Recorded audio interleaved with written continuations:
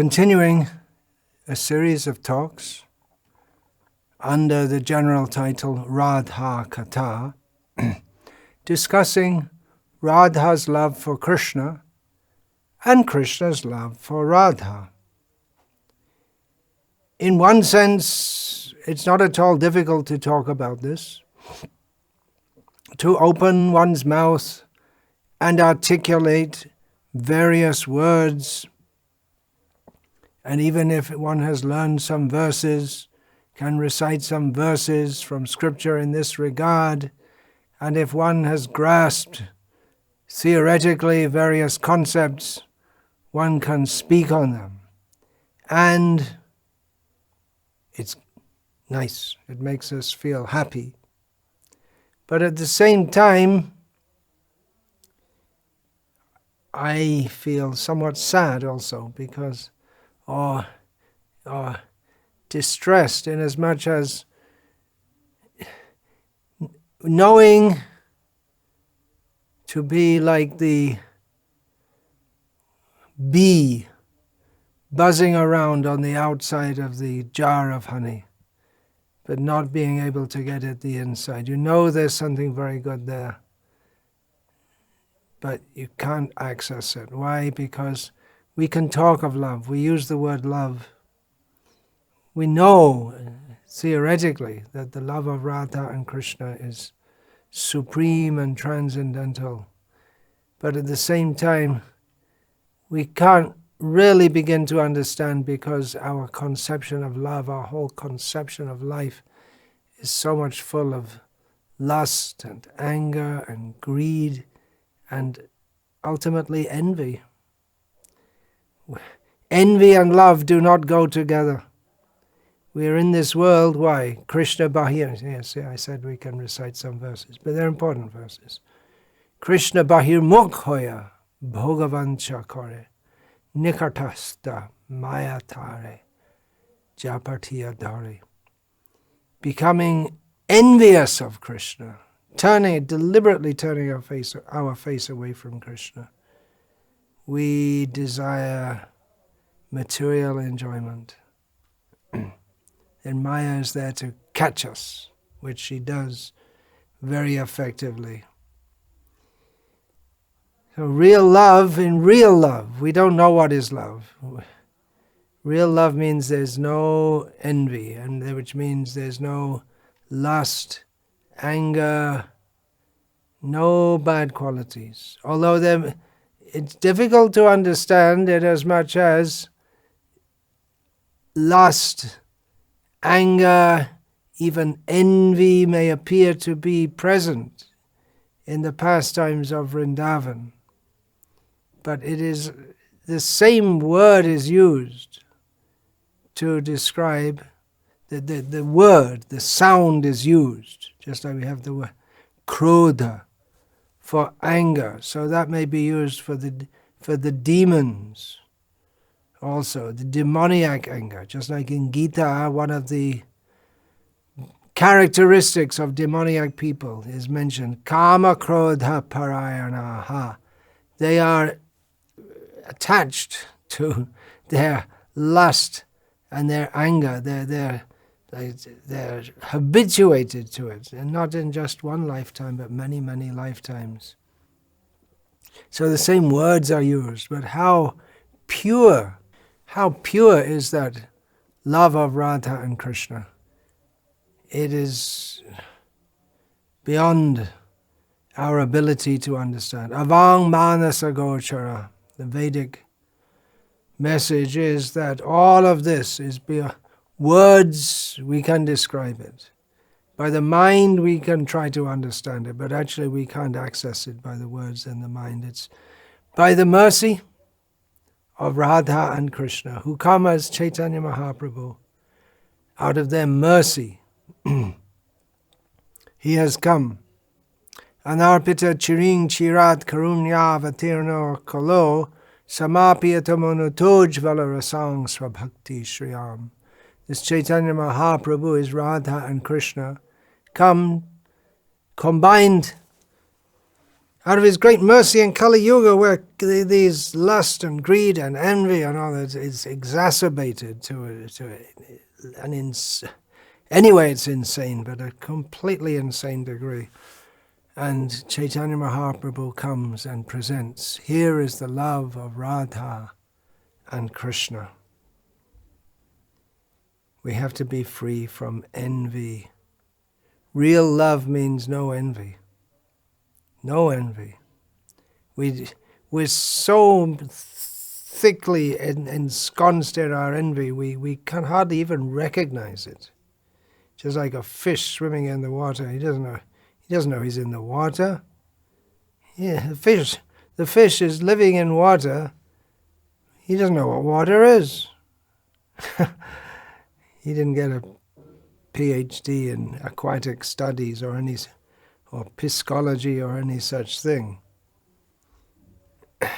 So in the same way, we're like that. We're swimming like a fish.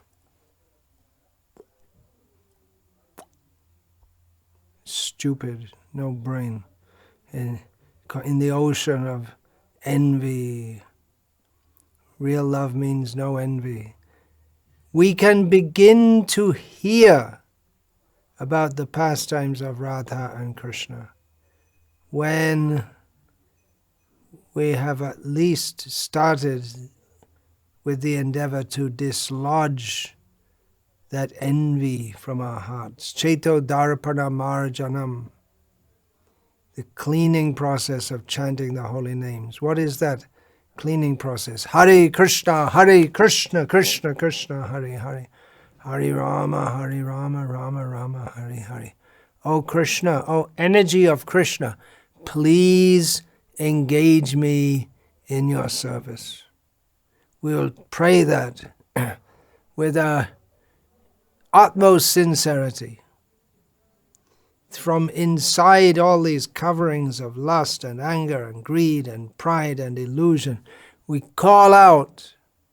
Chaitanya Mahaprabhu calls out to us, Jeev Jago, Gaura Chanda Bole, Koto Nidra, Jao Maya Pishachira Kole.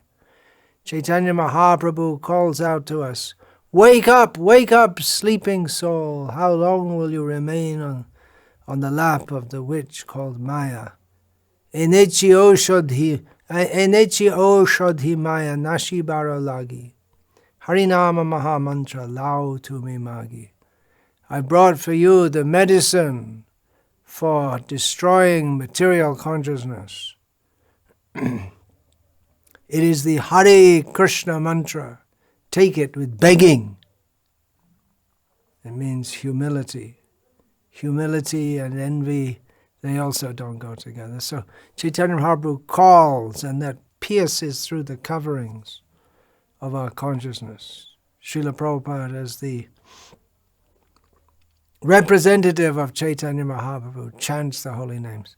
Srila Prabhupada had the prescience to get a tape recorder. When he had no money practically, he scraped together what was a lot of money for him to get a tape recorder. We can hear his recorded kirtans. Musically, they're not they're perfect, but not the kind of thing that people would pay a lot of money, just like they could pay a lot of money to go see an opera or a symphony orchestra, or more likely some rock concert nowadays. So it's not in the top league of music in the sense that it's what would appeal to connoisseurs of music. But it pierces. Srila Prabhupada's voice pierces. The connection with Krishna is so strong. It's like a laser ray for piercing through our dense coverings of ignorance and passion, and even there might even be a little bit of goodness, pierces through all that, makes a soul-to-soul connection. And if we reach out, we can begin to be purified. We have to be free from envy to begin to hear. I'm planning future talks on Vishnu Sahasranam coming up after almost 100 names. it may be quite some months before I get around to it, is Priyarha. Then a name which lends itself to discussion of love of God. So I plan to discuss this topic more in detail there, because we want to talk specifically Radha Katha. How will we speak Radha Katha? Well, we can quote Srila Prabhupada, talking about envy and Radharani. The two don't go together. Srila Prabhupada wrote, we should utilize our talents without being envious of others.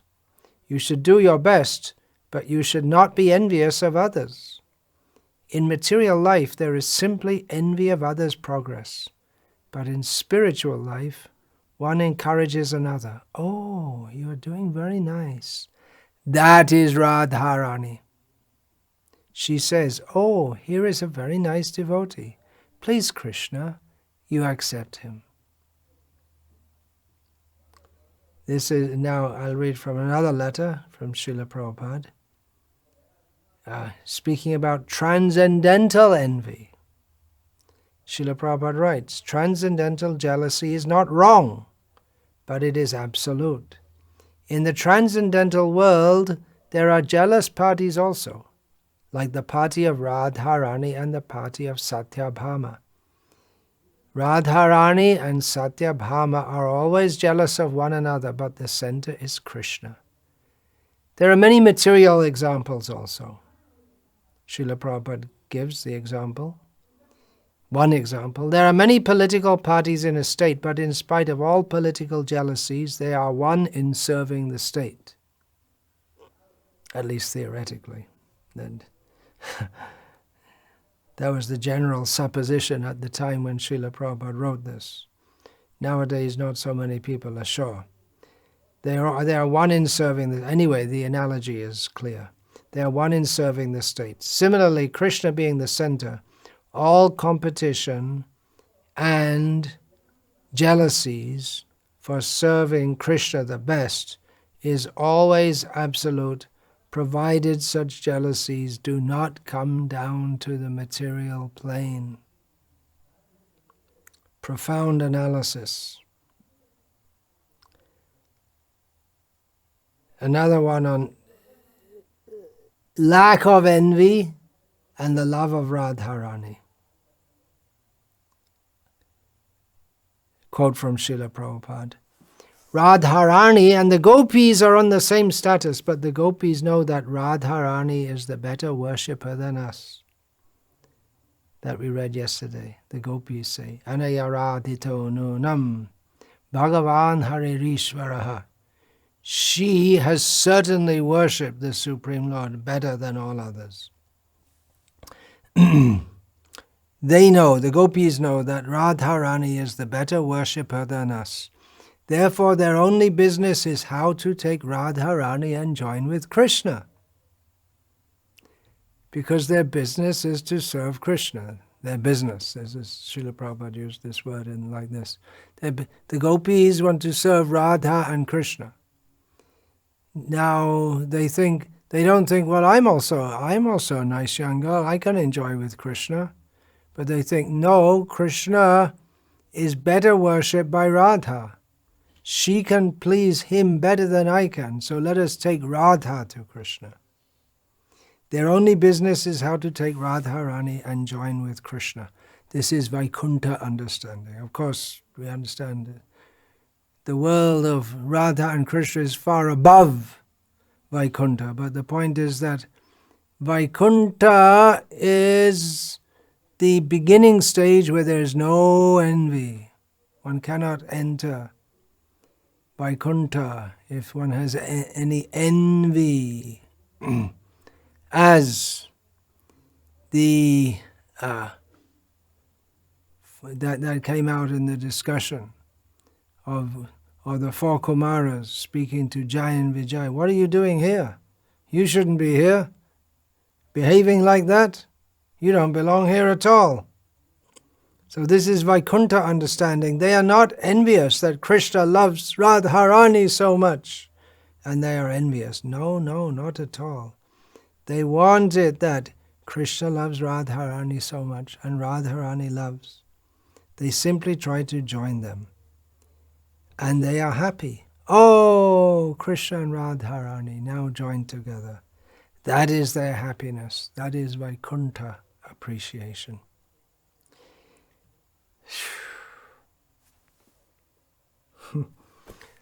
From far, far below, we say this. How can we even discuss it? What do we even know about love? Well, this we can understand at least philosophically, as Srila Prabhupada taught. I'm reading a quote from Srila Prabhupada again. Krishna has got the loving propensity. We have got the loving propensity. Wherefrom this love has come? Because Krishna loves Radharani, and we are part and parcel of Krishna. Therefore we have learned how to love.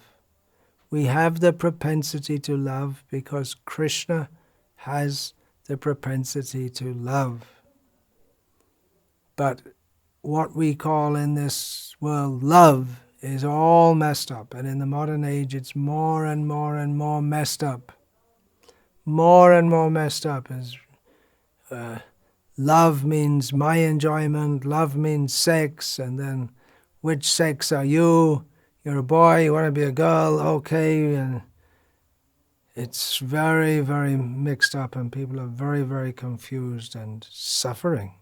Love in this material world simply leads to suffering. And the more we try to facilitate that, for instance, by sex change operations, thinking that we'll be happier in a different situation of love. That's what it comes down to. It's what is my sexual identity, my gender identity? That defines me, and I don't like it, then I'll change it because it's all about me. That's the attitude of people, but they get more and more messed up and further away from Krishna. So we have to learn how to love. Here said we've learned how to love. We have that basic propensity. But we need to learn how to love. We need to learn how to love. You think, well, love is natural. Well, on YouTube, you can see videos about how to breathe properly, how to walk properly. You think, well, I know how to breathe, I know how to walk, how to stand properly. I know how to stand, but there are people who teach you how to do it properly, or in a better way than you have learned, so that you can, in all these cases, breathing, standing, walking, so that you'll be more fit physically, mentally. So we have to learn to love by hearing about love from those who actually know what it is, from experts.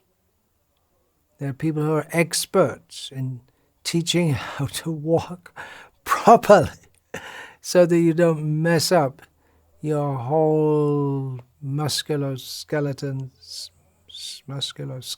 system, which most people do apparently. So we need to learn to love, and by hearing the message of Godhead thou hast brought from the Acharyas, by hearing from Srila Prabhupada. What is love? This is Srila Prabhupada. I'm again going to read from Srila Prabhupada an excerpt from his utterances, speaking about the love of Radha for Krishna. This is actually from Srila Prabhupada's translation of Sri Chaitanya Charitamrita. Radha's mood of love for Krishna.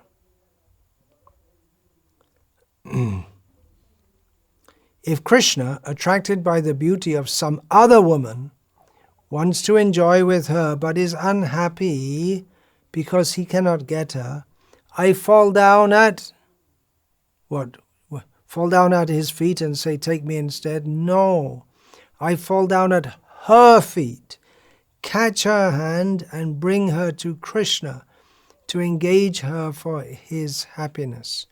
If a gopi, envious of me, satisfies Krishna and Krishna desires her, I shall not hesitate to go to her house and become her maidservant, for then my happiness will be awakened. My happiness is in the service of Krishna, and Krishna's happiness is in union with me. For this reason, I give my body in charity to the lotus feet of Krishna, who accepts me as his loved one and calls me his most beloved. It is then that I consider myself his maidservant. So this is a paraphrase and an expansion of the famous verse spoken by Chaitanya Mahaprabhu in the mood of Radharani. Ashlishtava padaratang pinashtuma madarshanan marmahatam karotuva yatha tata va vidadhatu lampato madprananatas tu saeva naparaha. I know no one but Krishna, but my Lord, and he shall remain so, even if he makes me broken-hearted by not being present before me, or tramples me underfoot. He is completely free to do anything and everything with me, for I am his servant, unconditionally, unconditional love. Not that if you reject me, I stop loving you. I stop loving you. Here's a quote from Srila Rupa Goswami's Radhashtakam, just to try to give some idea. We're trying to accommodate it. Really, is it something? This is not really food for the mind, it's food for the soul. It may be hard for the soul to digest because we're not properly tuned into our real spiritual reality, but it's good to hear. It's very good to hear these things. I'm reading from Rupa Goswami's Radhashtakam. Haripada nakakoti prishta paryanta sima tatamapi kalayantim pranakoterabhishtam. Sri Radhika considers the tip of Sri Hari's toenail millions of times more dear than her own life. Radha Krishna love means parakiya love, in the mood of adultery, to put it frankly.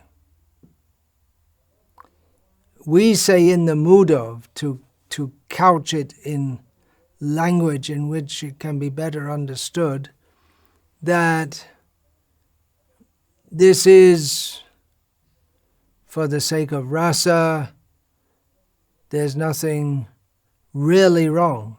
But as far as Radha and Krishna themselves are concerned, and all the assistants of Radha in these pastimes, it is out and out straightforward adultery. That's what makes it all the more pleasing. As far as everyone is concerned, Radha is a married woman, not married to Krishna. And Krishna indulges in, again using frank, straightforward terms, erotic activities with her. It is most intense love due to this. There's the element of risk, not just of being caught, but the risk of going to hell for sinful activities. That's people who are living in this world and who engage in adultery. If they are at least superficially living in the Vedic culture, they know, they hear the Puranic descriptions, they know that for sin you have to be punished. Everyone's heard narrations from Garuda Purana. because everyone's attended a cremation ceremony where it's read out all the bad things you do, the kind of birth, the kind of future it makes for you, but still they do it. It's being impelled by strong desire. So we can use these terms. It's shocking to say these words. The love of Radha for Krishna. But that's what it is. But then why reveal it? Why reveal it? Why say? Why should we talk about these things? People will misunderstand. That's again why we have Bhagavad Gita first. Why reveal it? Well, there's a good reason. There is a good reason. We have to go to Vidagdha Madhava for that. Rupa Goswami, his writings. Vrinda Devi says to Purnamasi, Harir Esha Nached Avatarishan Maturayang Madhurakshi Radhikacha Abhavishyad Iyang Vrita Visrishtiya Makarankastu Visheshatas Tadatra. O Purnamasi, if Lord Hari had not descended in Mathura with Srimati Radharani, this entire creation, and especially Cupid, the demigod of love, would have been useless. Just, I was discussing in Vishnu Sahasranam the name Nivritatma, which gives the understanding that although Krishna is everywhere, he's all pervasive, he owns everything, he controls everything, but he's not attached to anything. That is the principal meaning of the name Nivritatma from Vishnu Sahasranam. He's not attached to anything. What is the reason for that? Why does he create all of this? And Eko Bahusyam, the one became many. Why? What is the point for all of that? Well, we get a clue from the Bhagavad Gita. Again, Bhagavad Gita in Radha Katha. Rasavarjang rasopyasya parang drishtva nivartate. When one is attached to the higher thing and experiences the taste of a higher rasa, then he's not attached to anything lower. So, as Shakespeare said, all the world is a stage. All the creation, we learned just now from Vidagdha Madhava, all the creation is a stage for the pastimes of Radha and Krishna. All the avatars, Matsya, Kurma, Varaha, Narasimha, Vamana, so on, they're all props which illustrate the ultimate glory of Radha and Krishna's pastimes. That's why Srila Jayadev Goswami, before beginning his Gita Govinda, describing the love of Radha and Krishna, he first sings his Dashavata Stotram. Keshava Dhrita Dashavidha Rupa Jaya Jagadisha Hare, describing the 10 prominent, well-known avatars of the Lord, and saying that Shrinu Sukhadam Shubhadam Bhavasaram, definitely hearing about this, hearing about these 10 avatars, that will bring happiness and auspiciousness in this world of repeated birth and death. Just establishing Keshava Dhrita, this Keshava who has such beautiful hair. Why does Krishna have beautiful hair? Why? You want to say why? Everything, why? It's all for love. It's to attract Radha. And he has to have a hair to put the peacock feather. Bahava pidam natavaravapu. As he goes into the forest, the gopis, they see Krishna with the peacock feather stuck in his hair. So all this, even the avatars, they're simply to highlight how glorious are the pastimes of Radha and Krishna. So, rasovajang rasopyasya parangdrishva nivartat. Because Krishna is so attached to Radha, he's not attached to anything else. He's so attached. He has a higher taste. And of course, he does his duty as Vishnu, overseeing everything. He takes the 10 avatars to maintain the universe, and he has fun with his devotees. It's not that the avatars are just... We're saying they're props, but props for Radha Krishna Lila, it's no small thing. The 10 avatars, we take great pleasure. Shrinu Sukhadam, we take great pleasure in hearing about them. But then, if we attain little insight into the vision of the devotees in Vrindavan, then we will find that even the four-handed Narayan form does not impress the gopis. And even Lakshmi, she's sitting on the other side of the Yamuna up to today, but she cannot cross to the place where the pastimes of Radha and Krishna go on in full swing. In Vrindavan, Krishna is detached from everything else. He is madly in love.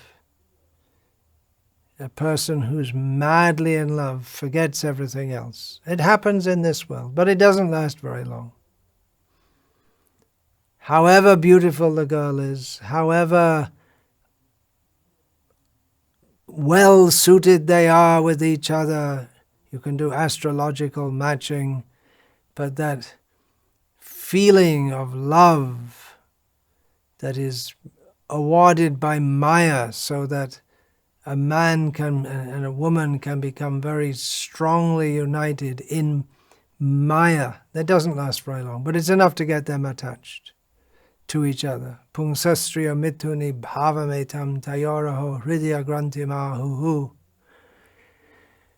Ato griha kshetra sutapta vitayar janasya mohoya mahammameti.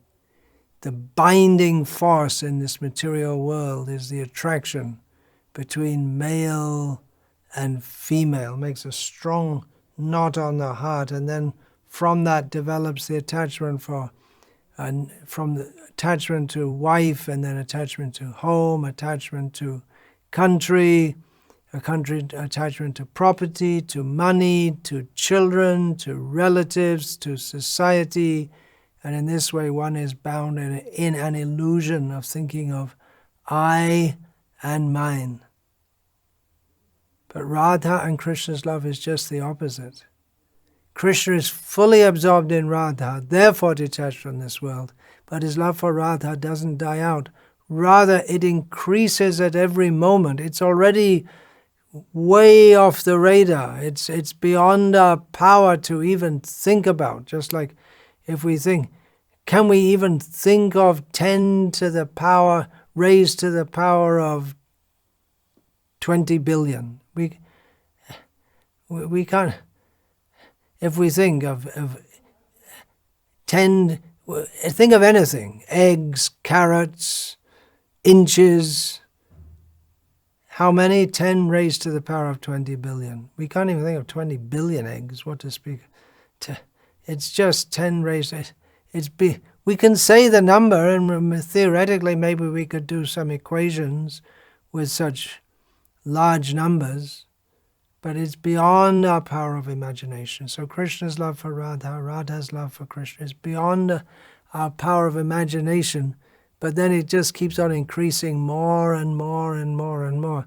So you may think, well, it's really hard to understand all these topics of the gopis. It's getting more difficult because it's getting more and more intense.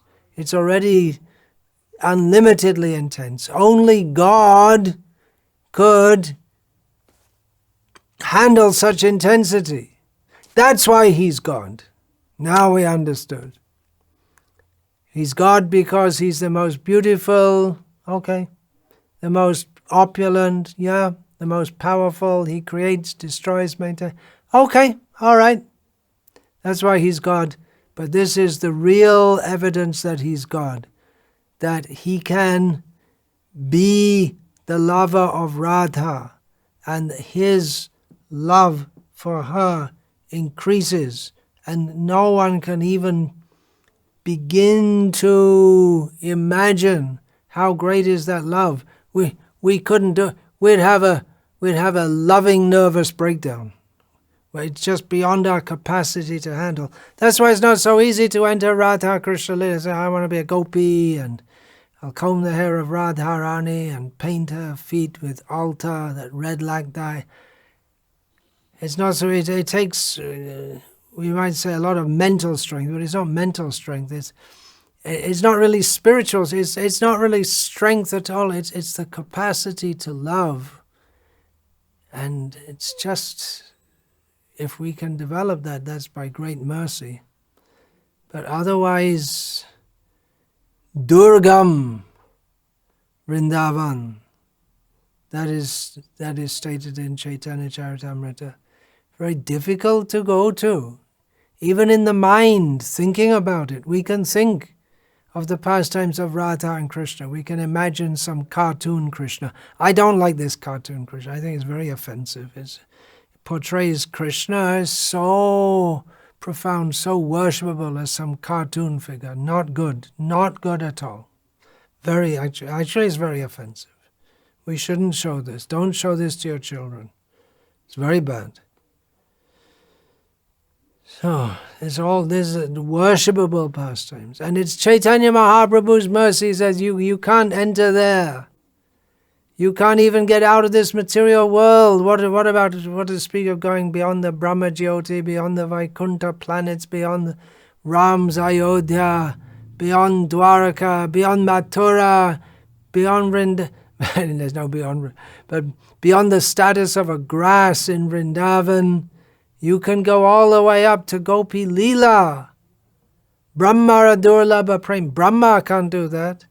Shiva, Shuka, Narada, they have what are they doing? Preme Gada Gada. They're choking in ecstasy just thinking about it.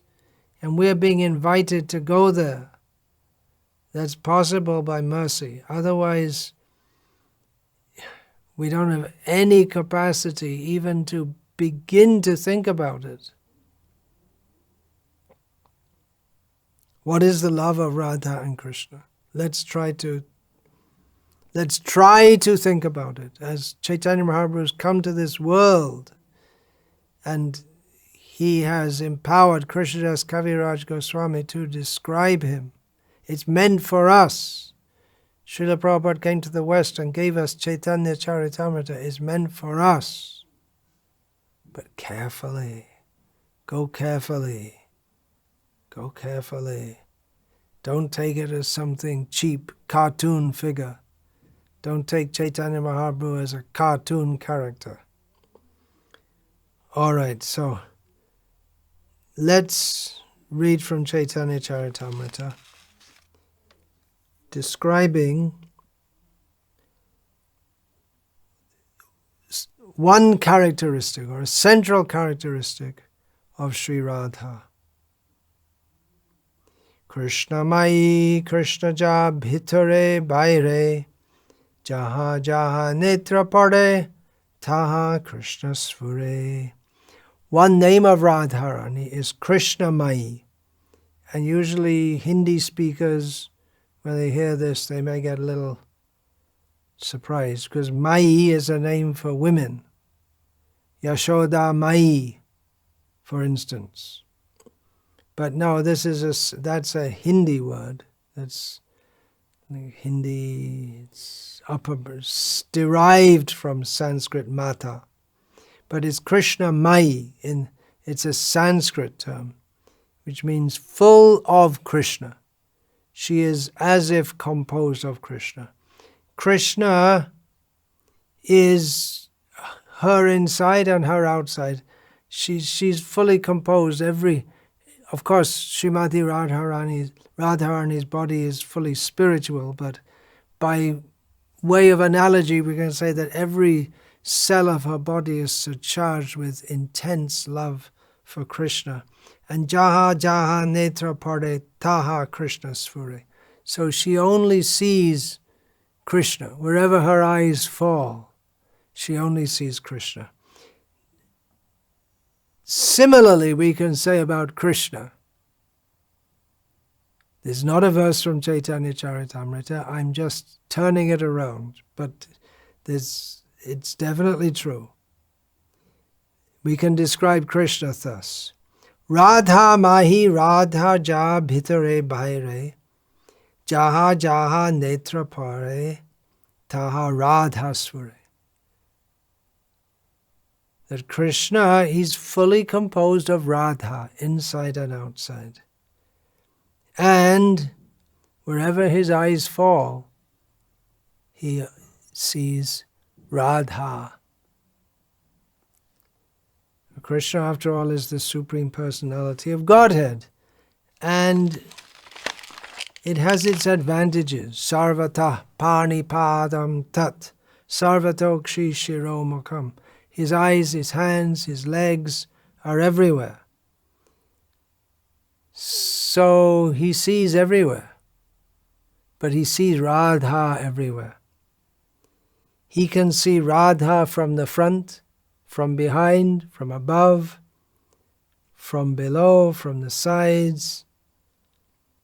But by the power of his own orchestrator of loving pastimes, Yogamaya, he feels separation when not in her presence, as he doesn't want to just see her, but he wants to touch her and taste her and smell her and feel her and be with her and see the looks in her eyes. Sometimes she looks at Krishna with fear, sometimes with anger, sometimes in a laughing mood. Krishna is a dancing doll in the hands of Radha, sometimes. And sometimes he acts apparently very cruelly to her. So he has so many, sarvata parnipadam tat sarvatokshi, his eyes are everywhere. Sarvatokshi shiro mukham, his mouths are everywhere, because with his mouths he wants to glorify her, to talk with her, to joke with her. He likes to play pranks on her. Sometimes he even wrestles with her. That's described in the Goswami literature. Sounds very dangerous. So you've got the power of the whole universe and the source of the power, the Shakti and the Shaktiman, and they are wrestling. Is very, very dangerous. This could shatter all the universes. Who will win? What happens if she conquers? If he conquers over her and she conquers over him, then yin and yang go out of balance, isn't it? On a cosmic scale, disaster.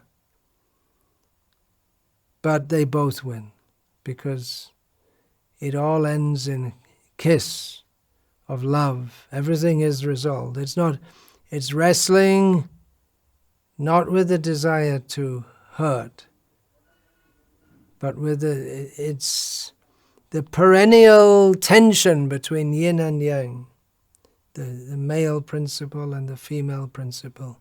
It's all resolved in Radha and Krishna. Who will win? Who will win? Who can say if there's a wrestling match? And there is. It's going on right now, because pastimes of Krishna are going on in one universe, somewhere, all his pastimes. Who will win? Who can say? Who is stronger, Radha or Krishna? He must be stronger. He's the male. She's a weak female. She's not such a weak female. The mighty Durga is simply her expansion. Who will win? Who do you want to win? Whose side are you on? Well, everyone is the winner. Both Radha and Krishna win, and we win also by remembering, thinking of this. Again, I didn't hear that from Srila Prabhupada about Radha and Krishna wrestling, but it's in the Goswami's books. And again, it's not that we're going to go and give a talk in a university about Radha and Krishna wrestling. We'll speak Bhagavad Gita. And these talks, we may talk Radhashtami, we may talk throughout the year about all these things. Who's qualified to talk on this? Who's qualified to hear about it? But on the other hand, if we don't speak about it, then what is the purpose of the creation? As we heard from Vidagdha Madhava.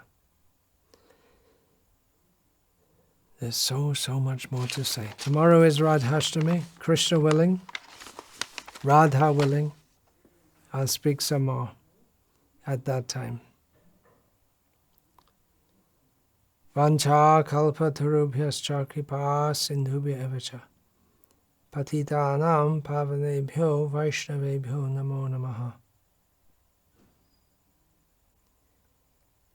Dante nidhaya churnakang padayo nipatya kritvacha kakushatameta ravimi. Hey sadhava sakla eva vihaya durat goranga chandra charane kurutanuraga. Parivadatu jano yata tata va nanomakarona vayang vicharayama. Hari rasamadira madati mata bhuvi vilutama nartama nirvishama. Hare Krishna, Krishna Krishna.